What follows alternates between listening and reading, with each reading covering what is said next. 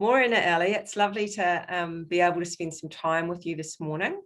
I wonder if you could just introduce yourself and explain a little bit about your role and your school. Morena, Gillian and kia ora koutou.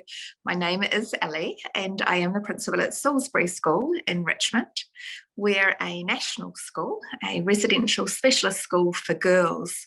We work with young girls from 8 to 15 who have complex life and living skills. So one of the things that's quite unique about our setting is that we are residential. So we hold a day school for teachers and teacher aides and specialists, but we also hold a residential boarding house with a number of care workers that deliver a residential curriculum in that setting. So I'm sure it's a very fulfilling role and a very demanding role.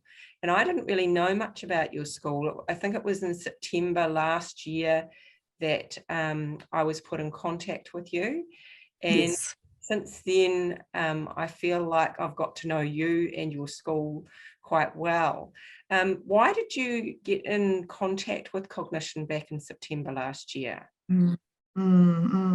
I absolutely agree, Gillian. I think you do have a really good grasp on our school. It's a complex school. The reason I got in contact towards the end of last year was because we had a planned curriculum review underway. We wanted to redevelop our curriculum and refresh it in a localised way.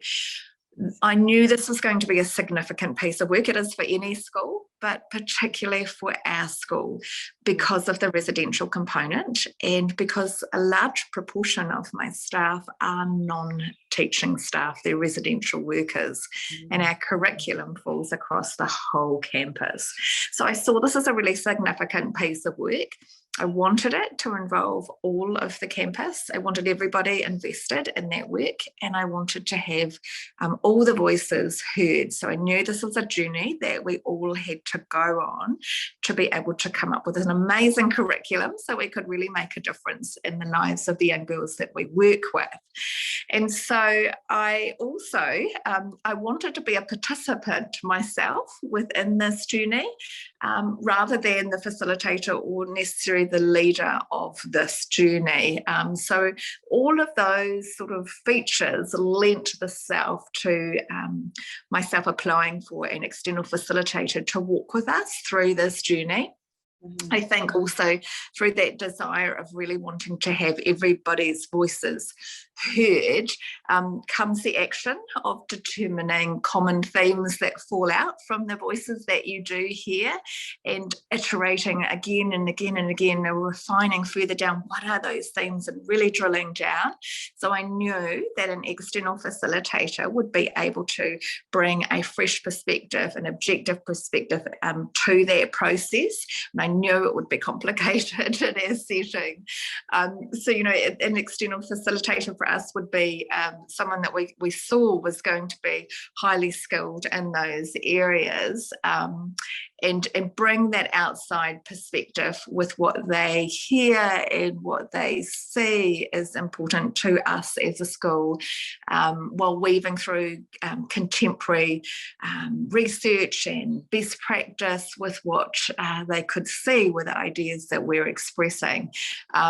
So for me, when I look back, it was the best thing we ever did. It was an informed decision, and as you say, Gillian, like that was heading towards the end of last year, and we're now almost coming to the end of term 2.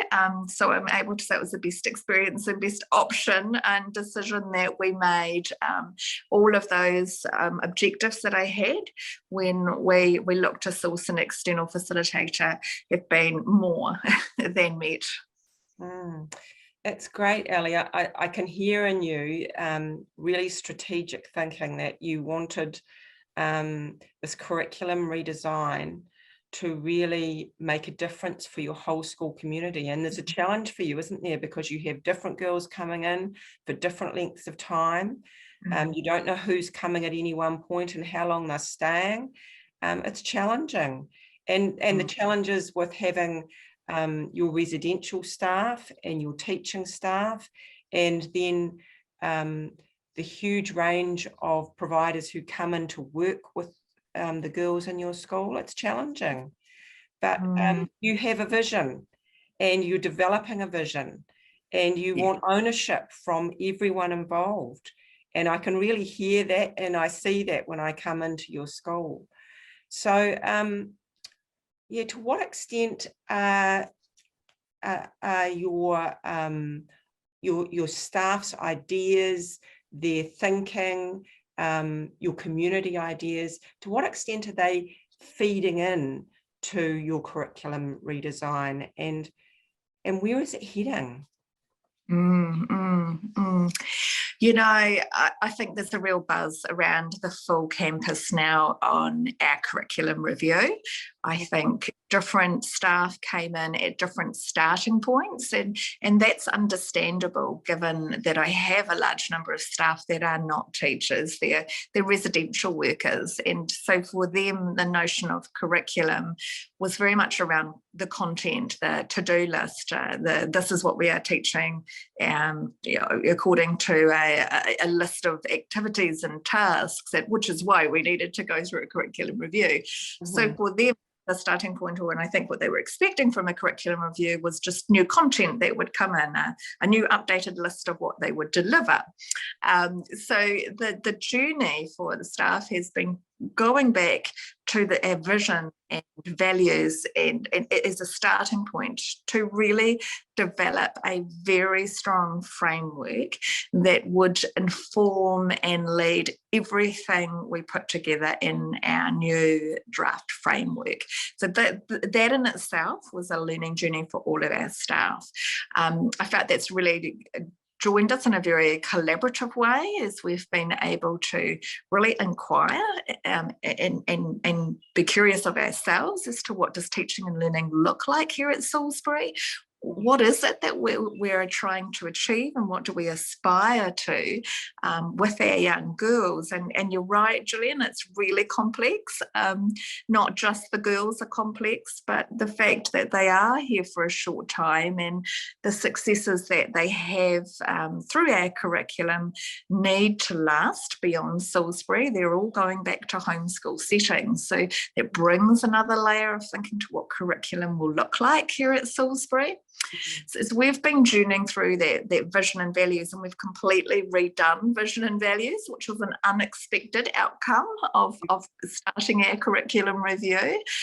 We've been able to land at this point with a draft framework, a draft foundation framework of curriculum frames that are now going to start to drive our further principles and our practices, our understanding further of what this actually looks like with our girls, from which eventually the content will start to come as the icing on top of the cake there. But, you know, I feel that we've travelled a significant way in a very short time. And again, I thank you for that, because it's simply not a process that we would have been able to do to this level or in this time frame without your very unique support of being able to keep us on track, hear our voices, keep us empowered, and weaving together this new fresh approach that everybody's really invested in. They see their voices in this, and they see the girls within this. That is wonderful, Ellie, and I just think you have so much gold within your school community, and I see that, I hear that. There's a richness that people bring, and it's been an absolute delight facilitating in your school, hearing people's voices, seeing the excitement when they engage with new research and new ideas and connect that to some of the values and definitely the vision that you've got. And so, yeah, I'm genuinely excited for where you're going. And I just want to thank you for sharing a little bit of your story with us today, and really look forward to where this is all heading. So you have a great day, and we'll see you soon. Brilliant. Thank you so much, Gillian. Okay, bye. Bye.